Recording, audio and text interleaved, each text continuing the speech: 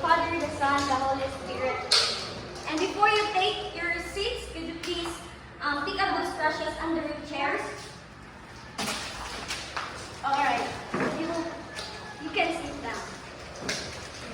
Alright, before we start our class, let's have an attendance. So, Amitis, present. Apple, present. Alright, Ralph? Okay, very good. Now, so before we start our discussion, we can still remember to our last topic about yesterday. Yes, Mitch?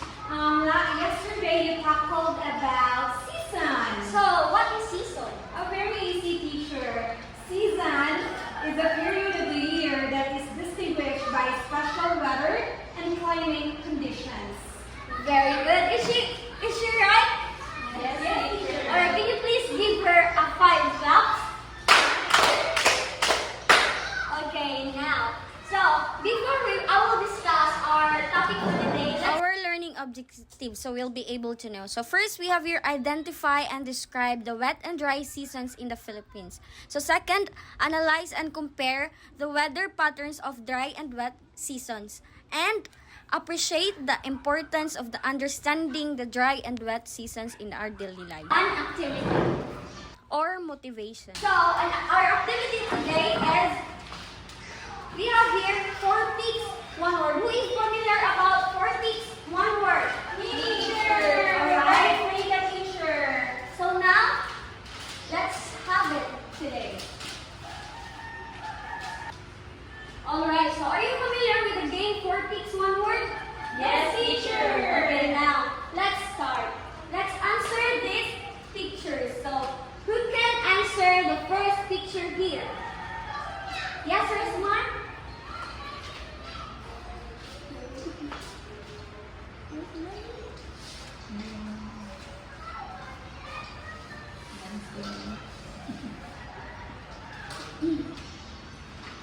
Alright, so how about in the second picture? Yes, Amis?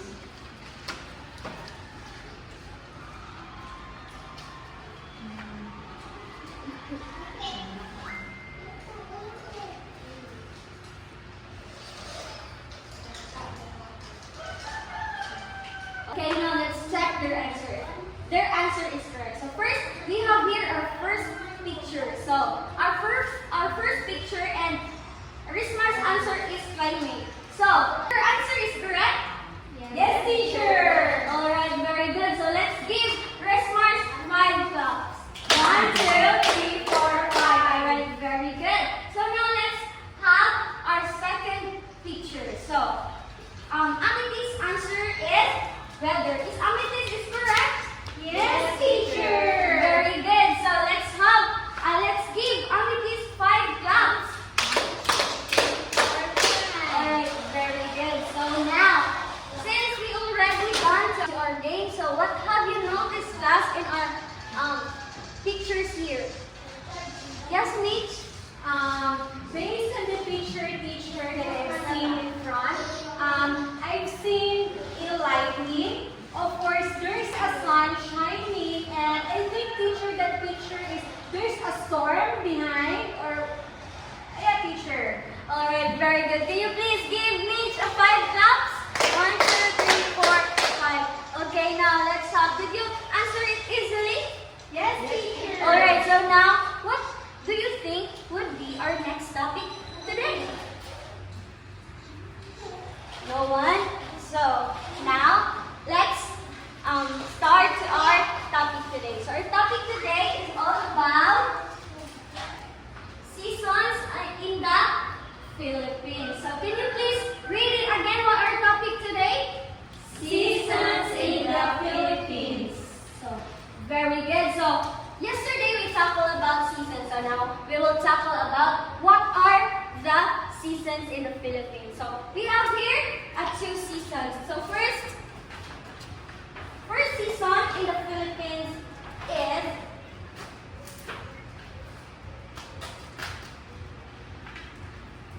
would you please read it? Wet season. Yes. So, wet season is the time of year when most of our regions average an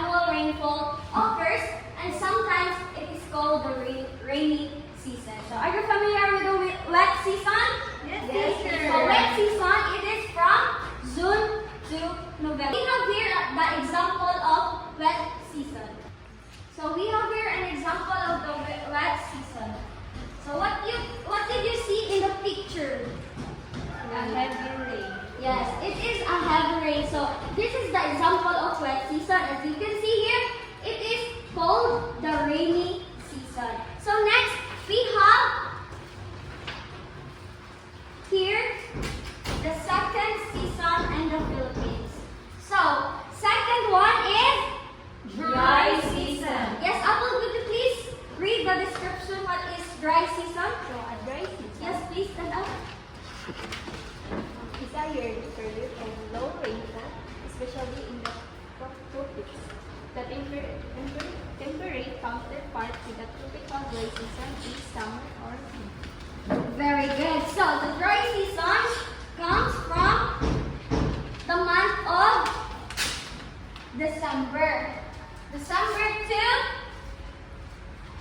May, teacher. May. So the dry season comes from December, in the month of December to May. So we have here the example. So you will be able to visualize what is a dry season. So we have here example. As you can see in the picture, we have here. Yes, you can answer. The land feature is dry. Alright. The land here is dry. For the reason of it is Application. summer in this season. So now you already know what are the seasons in the Philippines. So now let's have an Application. So now can you please get your paper and ball pen so we can start our activity today. Alright, so are you ready? Yes, teacher. Read the direction first before you answer. So write WS if the statement tells about wet season. And write DS if the statement is tell about the dry season. So I have here cards where the question is here. So now, what you will be able to write if the statement is wet season? WS. How about in dry season? DS. Very good. So now, before we start our lesson, let me just remove this so you cannot cheat.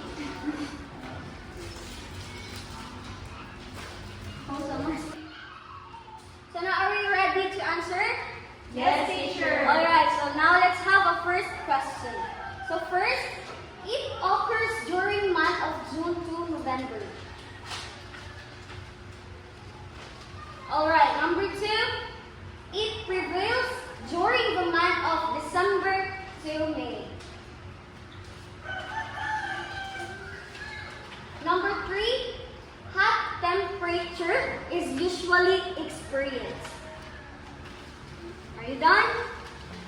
Okay, let's have number 4.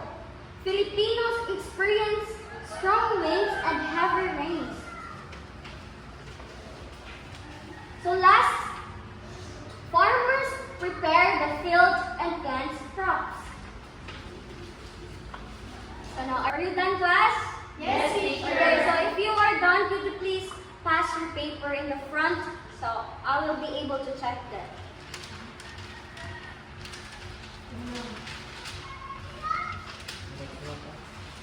Alright, very good class. So now let's have our last activity. So I will group you into 2 groups. So I have here a picture. This is a puzzle. Do you know how to do a puzzle? Yes, teacher. Okay, so now we have here a group 1 and group 2. And after you will create this picture, you will stand here in front and describe what picture is it. Alright? Okay, so we have here the group 1 and the group 2.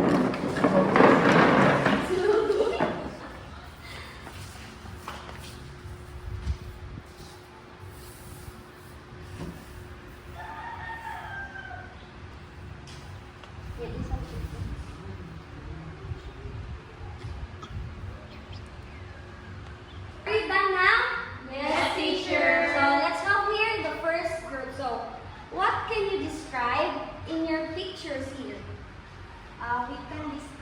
teacher, that the plants are drying due to hot weather. Very good. So, are the group 1 is correct? Yes, teacher. And let's give them 5 claps. Alright, very good. You can now sit down. Now let's have our assignment. So our assignment today is create a poster or infographic that highlights the difference between the wet and dry seasons in the Philippines. So you can put it in the long bond paper and pass it tomorrow. That's it for today's class. And would you please stand and let's have a prayer. In the name of the Father, the Son, and the Holy Spirit. Amen. So, goodbye and thank you, class. Goodbye.